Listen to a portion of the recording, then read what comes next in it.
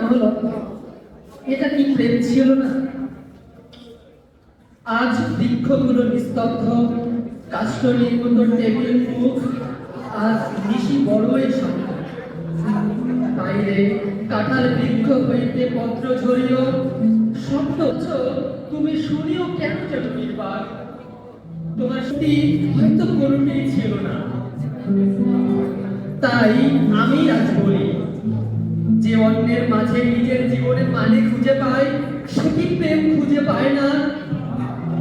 পাহাড়ের ওই নির্জন শূন্যতায় যেখানে থাকবে ছোট মাচার ঘর আর ছোট সংসার, সকালে সূর্যের স্নিগ্ধ আলো আর চায়ের চুমুকে জন্মে আমাদের শুধু কথন আর আত্মবেদন। পরনে আদিবাসী শাড়ি আর কোলে ঝরনার জল ভর্তি কলসি, রাতের যোছনায় দুঃখ বিলাপ। তোমার এই আবেদন কি প্রেম ছিল না? পড়ন্ত বিকেলে পাখিদের বাসায় ফেরার অস্থিরতা, তখন প্রকৃতির মাঝে একটু একটু অগ্রসরতা। জীবন আর নিজেদের নিয়ে যে কত অনিশ্চিত কথা, দুঃখ, আত্মবেদন আর কাতরতাকে জলের নিস্তব্ধ নিশ্চয়তায় বিসর্জন দেয়া।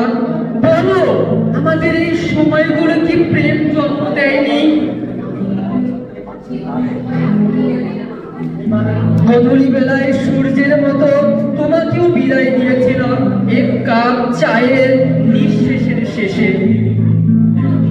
অক্ষী অতন্ত্রী প্রহরীর চাহনিতে বিভোর, তোমার অনুপস্থিতি যেন হৃদয় চেতন করে। বলো, এটা কি প্রেম ছিল না? ছিল ভাই। প্রিয়জনের সাথে সকালের শীতল নিস্তব্ধ আঙিনায় পথ চলতে যাওয়া, সুখের বন্দনা করা, প্রকৃতির সাথে মিশে যাওয়া। বলো, এটা কি প্রেম ছিল না?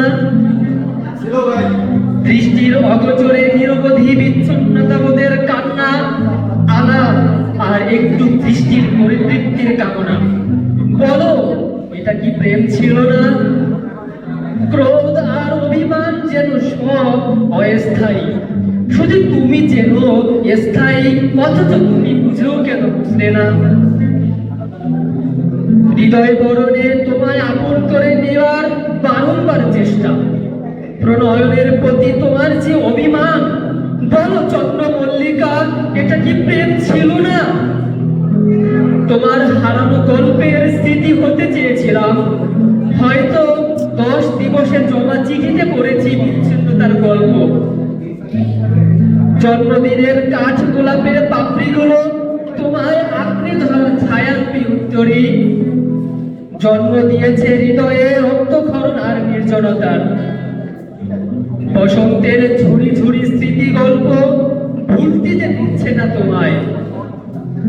চারপাশ যে জলশূন্য সমুদ্র, বৃক্ষ শূন্য ভূমি, আড়ালে অন্ধকারে দৃষ্টির অগোচরে আমাকে কাঁদায়। বলো বনিতা, এটা কি প্রেম ছিল না?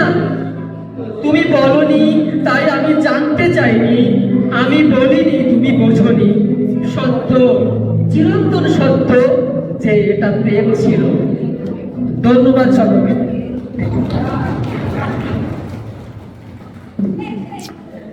ধন্যবাদ আশাকে।